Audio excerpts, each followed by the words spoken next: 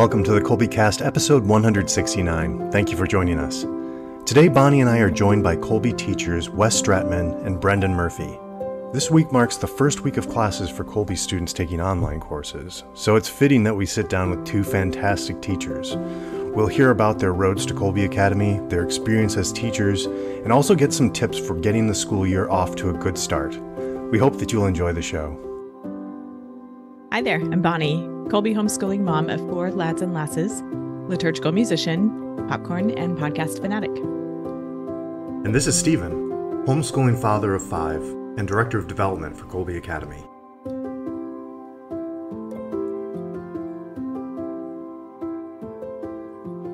Okay, Stephen, what's a good word? Today I'm going with magnanimous. Okay. I don't know why. All right. But it's just what comes to mind. Oh, I think that's ideal and serendipitous, to reference another word you've used before. Magnanimous is certainly a word that I associate with Kolbe and the folks who work for Kolbe. This generosity and that's a great start. And I've seen that in action already this morning. I'm a bit all over the place and recording in a different setup, and the guys on this recording have been very generous to me and patient as I've been trying to get my wits about me. So speaking of the guys on this recording today, we have Mr. Wes Stratman, the chair of the math department and an online instructor for Kolbe, and Mr. Brendan Murphy, who teaches theology, among other things, for Kolbe. Welcome to the Kolbecast, guys. It's good to see you again, Wes, and to meet you, Brendan. Thank you for coming. For having me. To be here again. I'm looking forward to another conversation. Yep. Mr. Stratman, Wes was on a recording here in a group of folks a while back, and I'll link that episode in our show notes, and he got about 2 minutes to speak. So I'm glad he's back to talk to us today. We'll get to know him a bit better. And Mr. Murphy, Brendan Murphy, both of whom, well, let's see. One of my sons has had Brendan as an instructor and will again. And I'm not sure, I don't think any of my kids have had you, Wes, in class, but I'm glad for the opportunity to get to know you guys. So let's start there. Wes, would you tell us about yourself and your background and your family, kind of how you came to Kolbe, those sorts of things? Absolutely. I'd love to. I've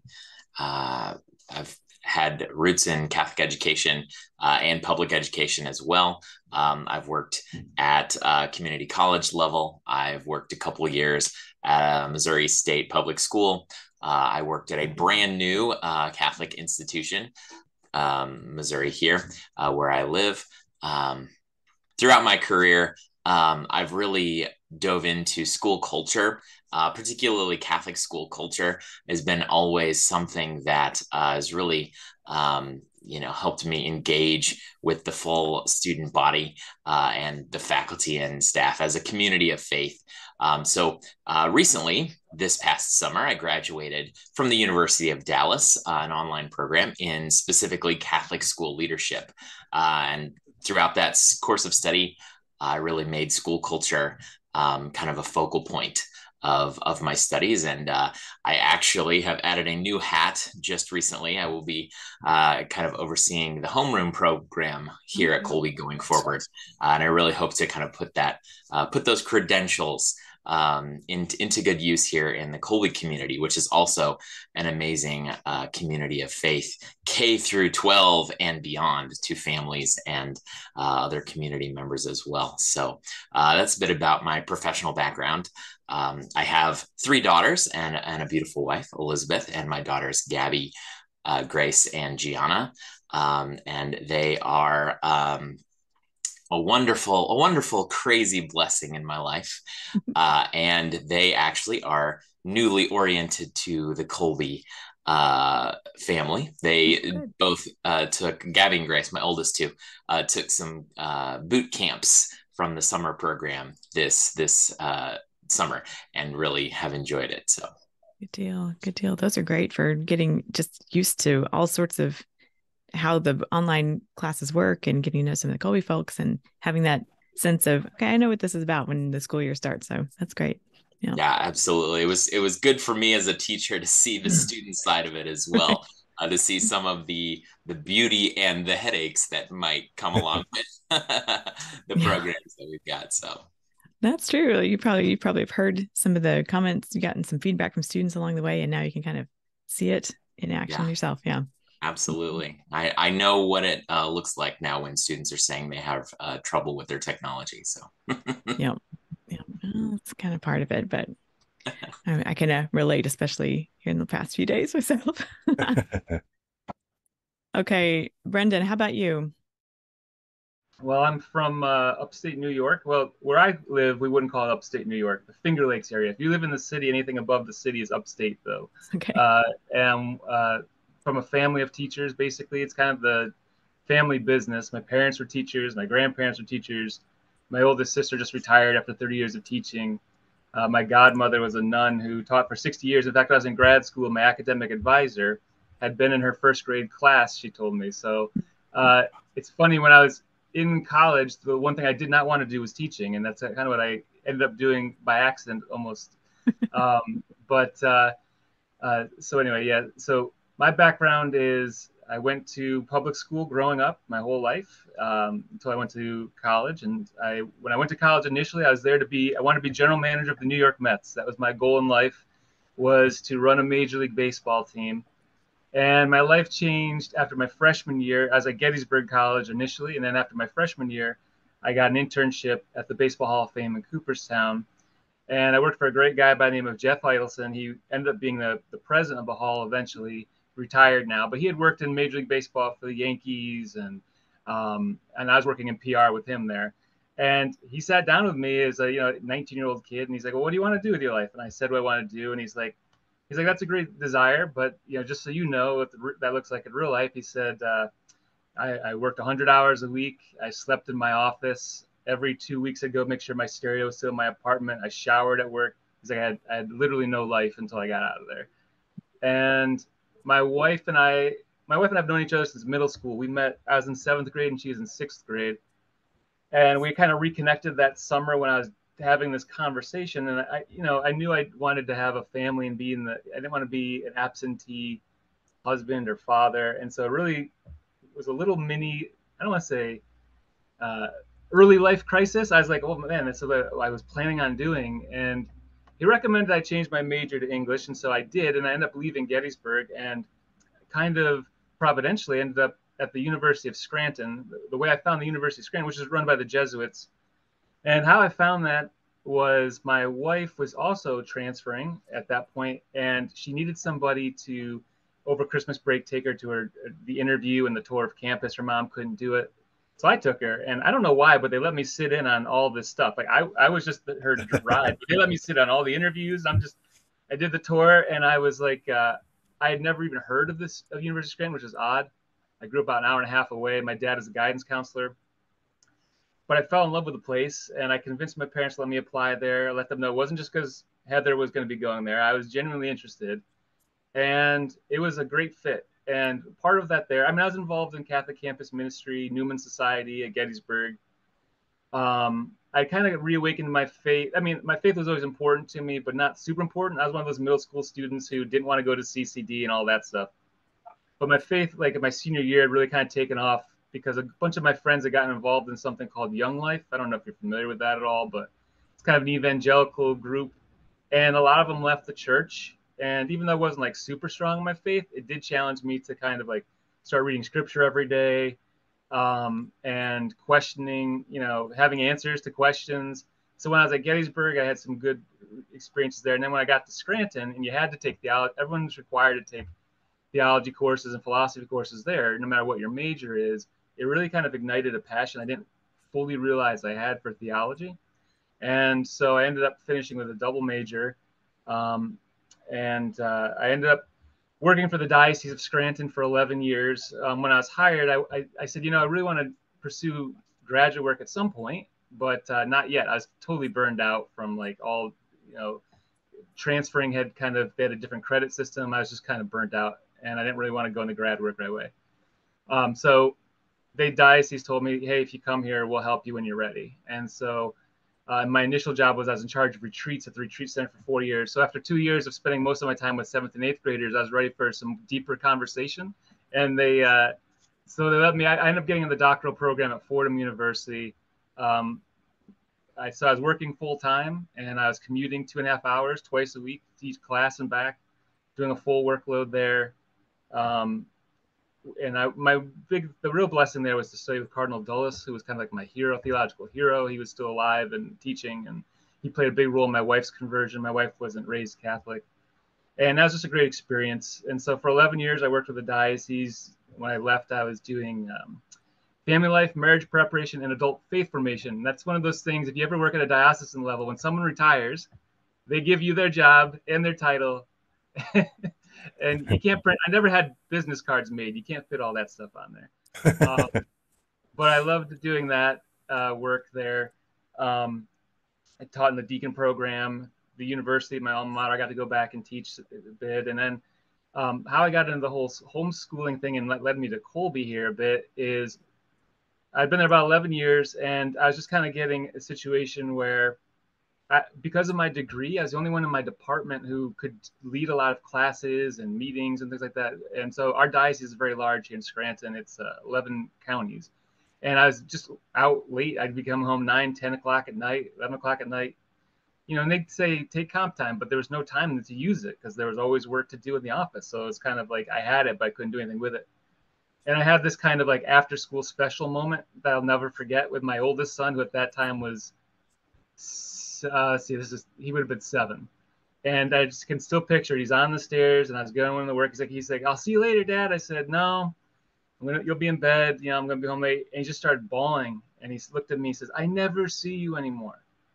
And it was a total like eye-opening experience for us, like as a family. My wife was home. That was always our plan, but she had a background in development, like Stephen, actually. She's the development director, and she was working from home as a consultant for a local nonprofit. And right around this time was happening, she was offered a chance to do it full time and with more flexible hours. So she had been doing homeschooling. Our oldest, we have 5 kids, I should say, 8 to 18. Our oldest, who is the one we were experimenting on first there, just graduated. He's going to St. Bonaventure University in a couple of weeks here.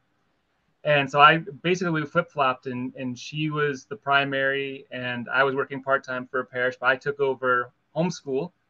And so since, for the last 10 years, I've been running homeschool. And for high school, we use Kolbe. It's been recommended to us by good friends of ours who had nothing but praise for it.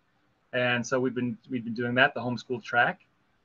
And I saw the job listing last summer. I've only been with Kolbe a year. I saw the job listing, applied. They hired me.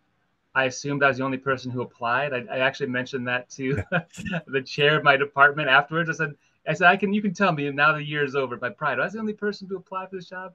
He's like, no, there are other people. So I was just thinking I kind of backslid in it. They needed somebody at the last second.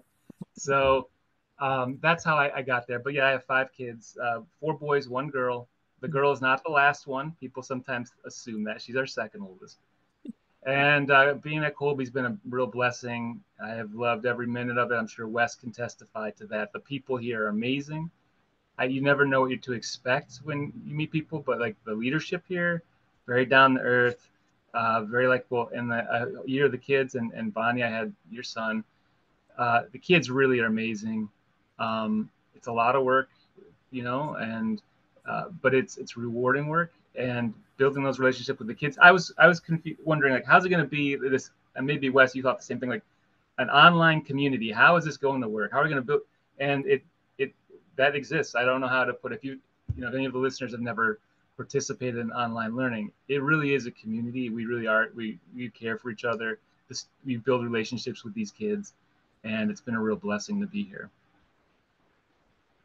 Yeah, I do echo those same sentiments that Brendan was saying. It's really amazing that even though we really only have a grasp of how people look from the shoulders up, we really can get to know the whole person. And develop the whole student and really engage in, collegiality with our colleagues and with leadership. And like you said, they're really good people, really down to earth. We have a lot of fun too in building that community. So I agree. That's good conversation and that genuine care for other people. It's evident that authenticity that the Kolbe folks have that extends to colleagues and families and potential families. It's that magnanimity, the magnanimous. It's a good word. It's a good Great word. souledness, yes. Okay, so I think I missed the Wes. I took off on you, I didn't give you a chance to tell us how you found Colby. How'd you come to Colby? It was really divine providence. I was at public school for a few years, kind of while I was doing this Catholic school leadership graduate program. Yeah. So a really interesting kind of duality there, working in public education and getting a master's not for that job. Um, I happened to have one of the best Catholic administrators I've ever had, though, at that public institution. So another little piece of the divine providence. And so, kind of without knowing what I was going to do next, I decided not to come back for a third year. I had been there for 2 years because I was really craving that spiritual piece of the community building that I was talking about earlier. And my wife, Elizabeth, actually had seen an ad on social media to register children into the Kolbe program. And we had never heard of it before. So she was telling me that I should check it out. Maybe they might have job openings, and they did happen to have a job opening for math instructor. So I applied. I had no idea what to expect. And I kind of had to go through the exercise of doing a mock lesson online in an online learning platform, which I had only had experience doing because of all the school closures, which is what was going on while I was at public school. And so all these little kind of pieces fit together to direct me to this place, which I'm very grateful for. And especially looking back, I can definitely see how all these moving pieces were directing me towards the Kolbe community. And I couldn't be happier. It's a great place to be. And I really do feel solidly that God has led me to this place. I'm a little curious here. I think you've both touched on this to some extent, but I remember coming out of my first bachelor's degree was a liberal arts degree. And so teaching was something that was like, well, a liberal arts degree, I think I can teach with this maybe. But kind of for me, kind of discerning that teaching was not my vocation. But I'm curious for you, when was it, or what was it about that process where you felt kind of a call to teach, particularly at the levels that you're teaching now, I guess? For me, I didn't really know that calling until I had already gotten my first teaching job. I feel like a lot of other people in my life knew that I was going to be a teacher way before I did. I had my first kind of teaching experience when I was a senior in high school. I was doing some tutoring hours that evolved into, actually, instead of doing the tutoring, I went to the local grade school and I taught Algebra 1 to a group of 8th graders, while the classroom teacher was working with the students who were behind level, kind of more individual, one-on-one. And so I was lesson planning and teaching a class before I had even gone to college. And then it was 10 years later, 4 or 5 years after I graduated with my undergraduate degree, that I got my first teaching position. And I didn't have a background in education. I had a degree in mathematics and statistics, kind of like you were saying, Stephen. I thought maybe I could teach with this. I don't know. Maybe I could do all sorts of things that I didn't really know. It took me a few years to kind of see that calling. But like I said before, it was a brand new high school that was starting in the diocese. So they were kind of looking for people with different types of backgrounds, and not necessarily just truly education, because they were doing a lot of things to start this school from the ground up, and kind of looking for people with passion for other things. And for me, it happened to be spirituality and school culture. And I got involved in the homeroom, the house program at that school. And that's something that I bring here to Colby as well. So like I was saying before, I just really do see those themes of the Holy Spirit kind of weaving things into my life way before I know that I need to use them. And teaching is one of those major components. Yeah, for me, when I was a senior in college, the Diocese of Scranton was starting a new program where a lot of parishes, and this is still the case today, a lot of our parishes don't have religious ed for high school students. It kind of ends at middle school, once they're confirmed. We confirm in 8th grade. And they had come up with this idea where, hey, what if we created a program where local high school students could go to the university, be taught by college students on Sunday morning, and then go to Mass on campus.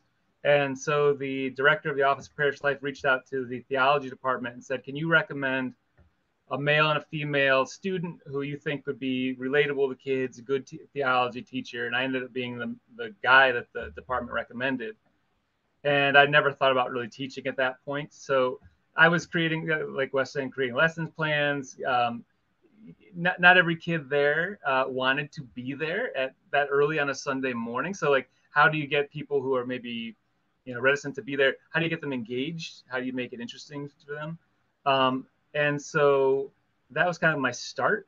It's funny though, like I said, when I was applying for jobs, I spent my senior year, my spring break, just interviewing over lots of places. But I was pursuing primarily, I wanted to do like youth ministry, campus ministry. I ended up being in a retreat center initially, but I would get these people asking me, like these schools contact me, hey, do you want to teach? Do you want to teach? I'm like, heck no, I do not want to teach in your school. Like, and part of it though was not like I hated teaching like that. It was part of it was like an awareness on my part. I was 22 years old going into a high school with 17, 18-year-olds.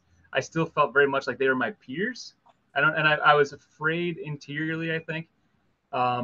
This is gonna make me sound much wiser than I really am, but interiorly or reflecting on, I felt like, what if I try to be friends with these people, or like, I was worried about the teacher-peer relationship because I felt like I just got done with high school. So I ended up with the retreat work, but then what I found as I was doing was I was teaching. I wasn't in the classroom, but all these retreats I'm designing and leading, from 6-year-olds to 31-year-olds. That was my age range I was given. It was a very odd age range. 6 to 31 is a very specific age. I realized, that I'm creating content. I'm creating material. I'm teaching it. And then when I finished my degree, they moved me downtown, and there's a program called it used to exist, called the Pastoral Formation Institute in our diocese, which is like every Catholic school teacher had to take these 6 theology classes, no matter what they taught, as part of their contract. And they asked me to kind of revamp a lot of those classes that kind of were just outdated and start teaching them. And so I was just kind of thrown in the fire. They had a morality class that they hadn't taught in about 3 years because they told me they didn't have anyone they trusted to teach it. And so here I am teaching morality everywhere around the diocese, and just doing that, I realized, wow, I actually enjoy this. I was getting good feedback from people. Like, I felt like a nervous wreck up there, but people like, oh, I really enjoyed this. I'm like, you did? Like, I didn't say that to them, but interiorly, I'm like, really? And I just learned that it was a passion I had as I kept going. Like, I think it helps that I'm teaching a subject that I'm interested in. I love theology. I could talk about, even if people weren't paying me, I guess I shouldn't tell Colby that. Even if they weren't paying me, I'd talk about theology because it's something I'm interested in. Theology, baseball, either of those things I would talk about passionately all day long. And so to be able to teach it is a help. I could never teach math, so I give Wes a lot of credit on that. That would not be my thing at all. Once we got to like long division, I think I'd pass or something like that. But it's something I didn't know I was going to really enjoy until I kind of accidentally got into it. And then I realized, wow, this is a lot of, I don't want to say fun, but it was rewarding. It was very rewarding work to do. I think that's a very interesting little snippet that Brendan talked about. You go in very, very uncertain when you're a new teacher as to whether you're doing anything well at all, and then you get feedback from people that say you are doing a good job. I remember my first year teaching.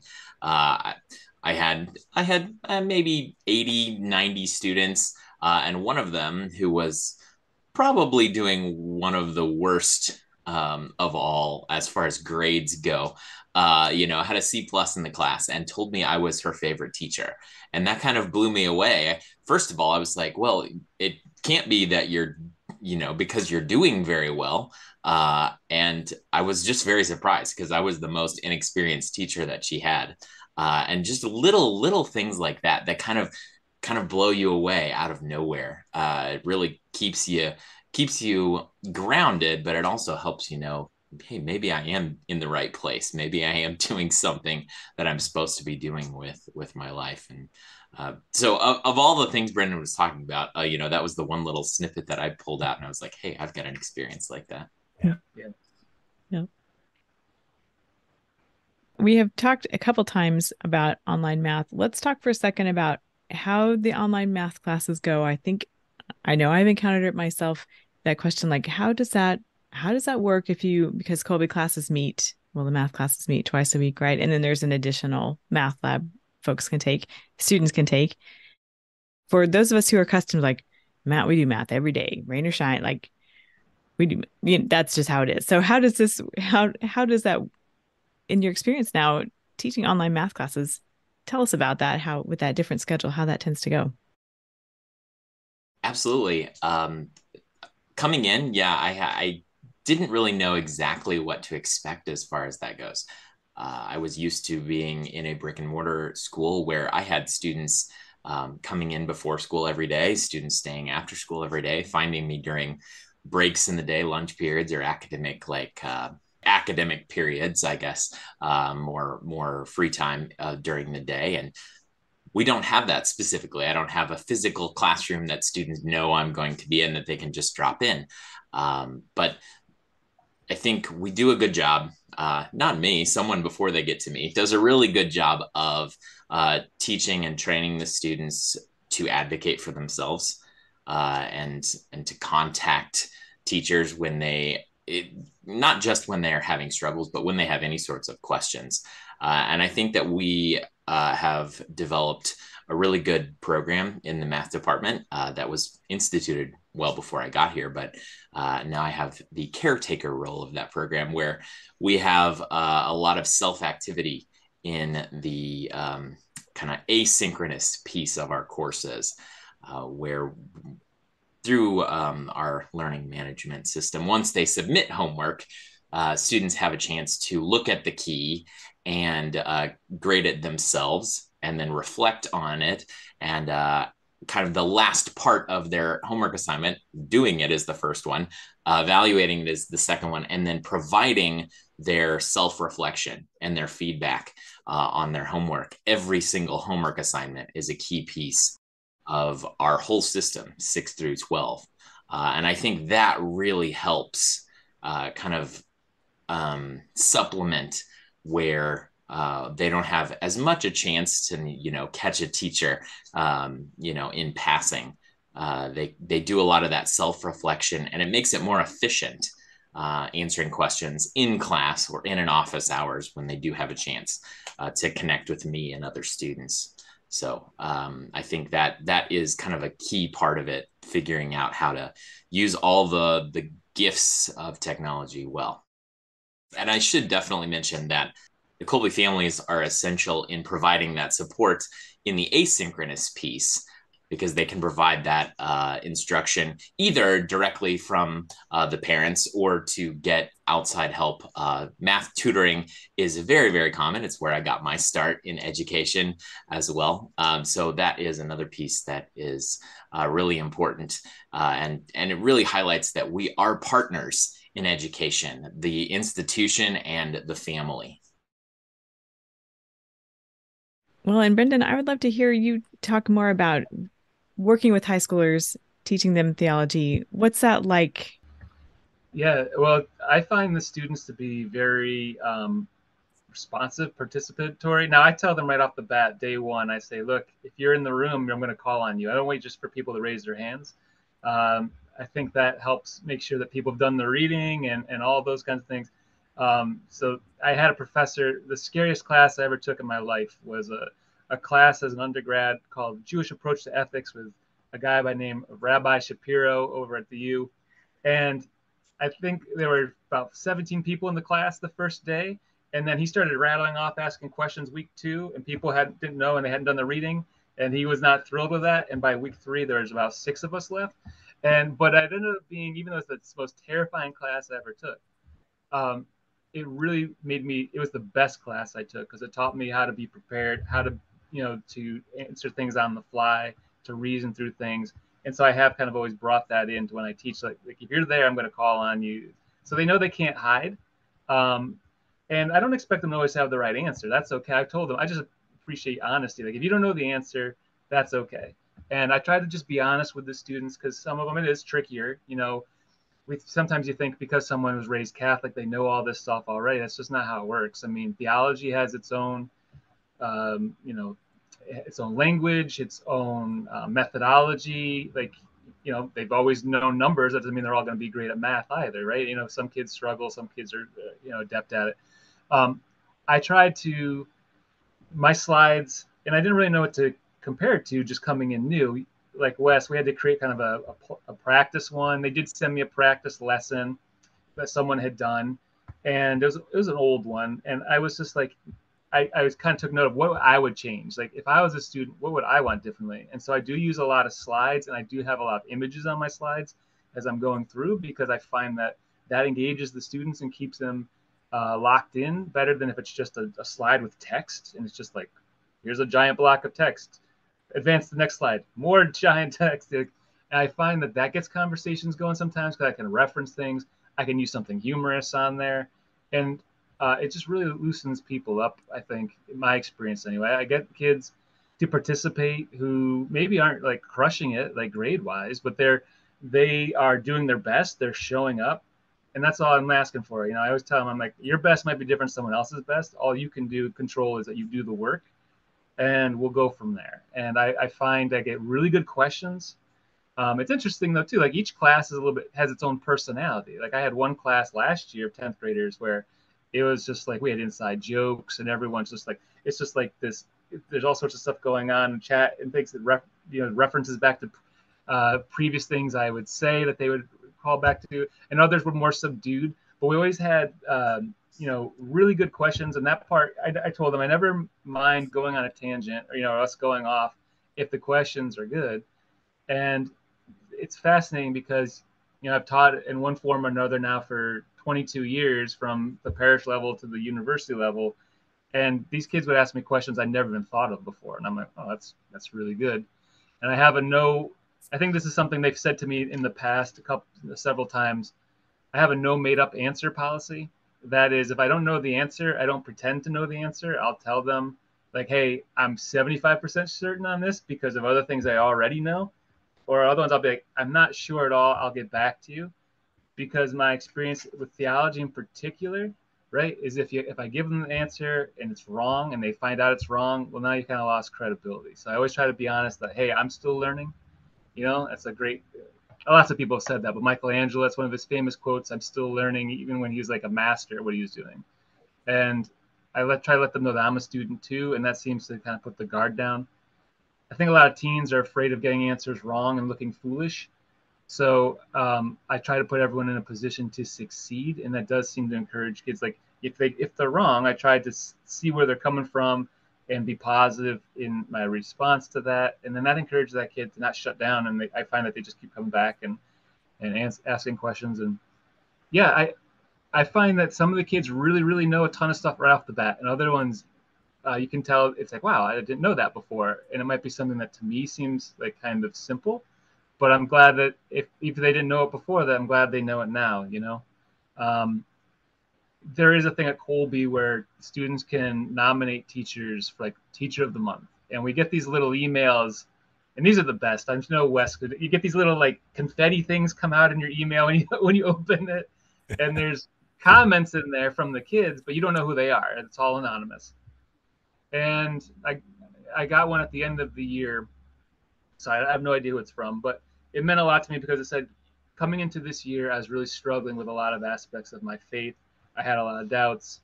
As a result of this class with you, like I feel my faith is stronger. My relationship with God is better than it's ever been before. Like, so stuff like that is really helpful because I don't know who that kid is.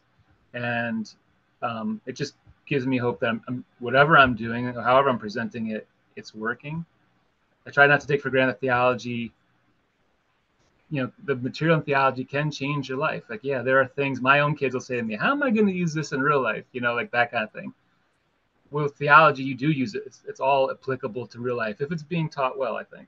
it is all applicable to real life. And so I try to make connections with that as well.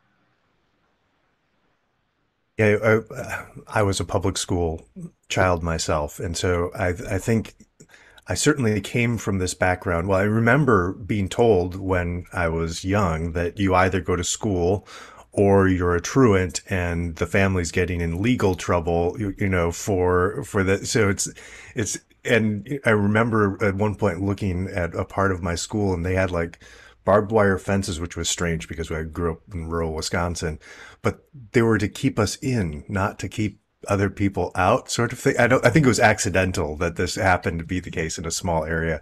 But I mean, especially when I've been with Colby or, I've been, homeschooling things for my entire life, where you realize, this is what a blessing we have to do some of these things, right? I mean, to be able to do theology in the way that we do it in Colby, or even just have a wonder of mathematics that you can do. I mean, we're so blessed in this country, and especially to have such wealth and such free time and freedom that we can dedicate the first 20 years of our lives or whatever just to education. But that doesn't come through. And as certainly as I reflect back in public education, I had great teachers who instilled this wonder and got me thinking about things. And I still remember, 40 years later or whatever, what they were teaching me very clearly. Yet there's other things that are just gone because I was just reading it or doing it because I had to. So I think this is, it's one of the wonderful things of teaching. I think we can do that, when you can get somebody's mind working on those things in a way that they're exploring them for themselves, not just checking the boxes off. Okay, I completed algebra, check, so it's always amazing to me with teaching how that you can stir up actually the kind of the hearts of these young people to get them to actually have them learn something which they wouldn't have actually done otherwise. And I think it's an amazing thing at Catholic institutions, and Colby's philosophy is like this as well, that they're not looking for teachers who fit in very specific boxes with certain degrees in education from teaching colleges and things like that. And I think, like Brendan talking about his experience as a college student, having to teach high school students and make sure it's engaging enough that they get into it, because there was no administration or office that he could send students to if they were, disruptive or whatever. So, I mean, I'm sure that experience was really formative in his teaching philosophy, and really knowing that he has to engage students first before getting into the nitty gritty of the content that he's teaching, and I see so many teachers that we have that don't fit in those nice, neat boxes. But that's the beauty of the faculty that we have here. I'm glad you got that feedback. That's great. This episode will come out towards the beginning of this 2023-24 school year. So do you have maybe one or two things, each of you guys, do you have a couple of thoughts in mind for getting the school year off to a good start? I know you're both involved in the homeroom program, and in your own families and going through school years. What are a couple of things you guys either do in your households or would offer to students as let's attend to this at this point in the school year to set the stage for a good school year? Well, I don't think I have anything earth-shattering in that regard, but it's a small thing, like I would say, is never underestimate psychologically for a student the importance of new supplies for school every year. Mm-hmm. Now, what I mean by that, I'm kind of thrifty, right? So if I buy my son, who really talks to me in this 300-page notebook, and we went through a whole year and I looked through it and he's only used 27 pages. The thrifty side of me as a father is, let's rip those 27 pages out and let's use the rest of this notebook, right? But it can be hard transitioning from summer to school time. And I find the kids, like when I say, hey, let's go get new school supplies, they get more, now suddenly they're excited about school. And it's such a little thing, like to go and pick out their own notebooks, to pick out their own pencils and, whatever they need. I would just encourage parents, hey, they're not, Walmart sometimes has like 10-cent notebooks. It's crazy. I don't even know. They must be losing money. I don't know. But let your kids get new supplies. It's a small thing, but for our family, I just noticed a huge psychological like switch from summertime to now getting maybe enthusiastic about school time. The other thing as a homeschool family from our that I could never do this without, because we do traditional homeschooling. Like we do, our high school kids use Colby. We do the traditional track just because of our schedule. Like it's hard for our family schedule to lock in a specific time. My wife is invaluable. I think having a team approach to homeschool, her gift is because she's a development director. I think Stephen, this is probably one of your gifts too. She's very organized. She's very plans that things out. She was just telling me the other day we drove past Staples. She's like, my little nerd heart loves Staples, and she totally does. She plans out the whole year for our family of the academics week by week by week, breaks everything up, and that just makes the school year so much easier. I find it, instead of just kind of like seeing, oh, I'm going to do this many pages today or these many pages, whatever. I think having an organizational, some sort of approach is really helpful, because even if you have those days, which we all have, where someone's sick and they can't do school, or a doctor's appointment comes up, or a car breaks down, you got to go to the mechanic, and you lose part of your day, having at least some sort of outline for the year, it can help you see like, okay, well, we can make that up here. We'll do half of that this one. And in my life, I'm like a absent-minded professor, kind of like mad scientist when I'm doing school stuff. Like my desk, when I'm getting ready for a class, there's papers all over. It's like organized chaos. But my wife, we really complement each other that way. And I know in my family, we would not have had the success. We would certainly have given up a long time ago, I think, on homeschooling if it wasn't for her organizational thing. So that would be my two recommendations. None of them earth-shattering, but don't skip on the new pencils and notebooks. It really does make a difference. And to have some sort of organized game plan heading into the year, because there's going to be wrenches thrown into the works, and to have some sort of structure that you can find your rhythm again if you need to. It's great suggestions. They don't have to be earth shattering to be very, very useful. Yeah, that's great. And I love Staples too. Just saying. I think just little things is important.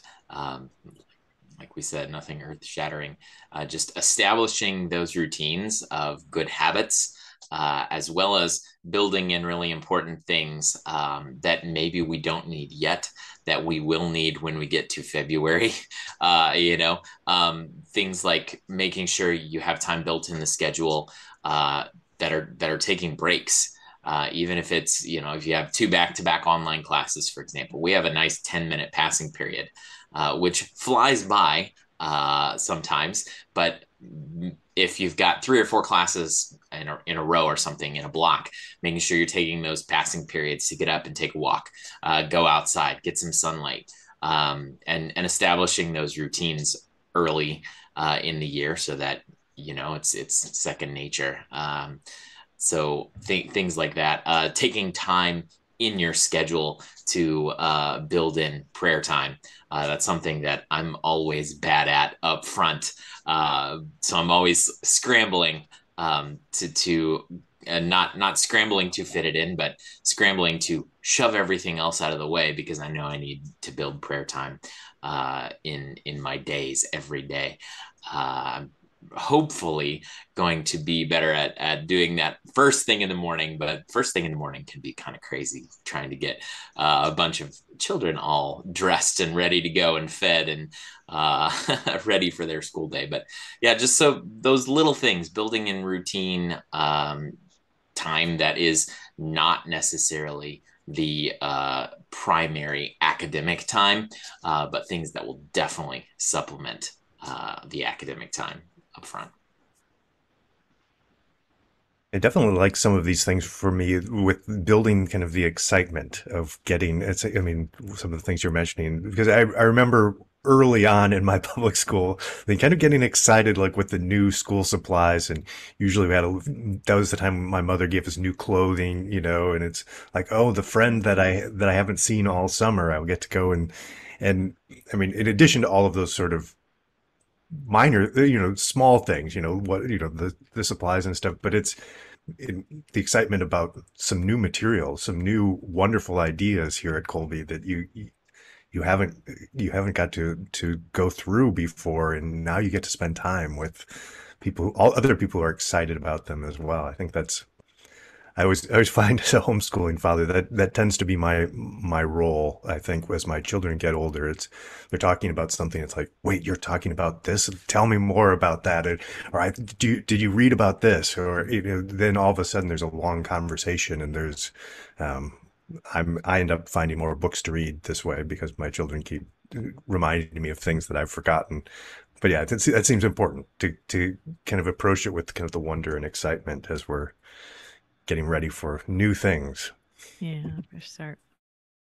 And we have pointers from Colby on what is needed for school supplies, of course, but it's nice to kind of be able to craft our own list of the things that we're going to need for our homeschools and even online school. One of our first years of homeschooling, it may have been our very first, we ended up doing school supply shopping at Walgreens, of all places. I'm not real sure how that happened. I think I saw an ad or something. And anyway, we ended up with a hula hoop as part of the deal. And that was excellent for indoor breaks, like you're describing, like get up and do some hula hooping. And that thing was great. So there's a fun memory thinking about the fresh school supplies. Of course, I love the school supply shopping. So anyhow, these are great. There's so much wisdom and experience there, and truth to help kind of build up the excitement of a fresh start in a new school year. And for those who are new to the Kolbe community, just kind of get to know you guys a bit better and have at that point of connection as they're settling in. And so really appreciate this time we've had to visit like this. I hope you guys will come back and visit with us here soon on the Kolbecast. Thank you so much. It'd be great. Thank you for having me. Yeah, thanks so much. Thanks, Bonnie, and thanks, Stephen. Subscribe to the Kolbecast on your favorite podcast app so that you don't miss an episode. And let us know how we're doing by leaving a rating or a review. And as always, feel free to email us at podcast@kolbe.org. Mary, our Mother, pray for us. St. Maximilian Kolbe, pray for us. Ad Maiorem Dei Gloriam.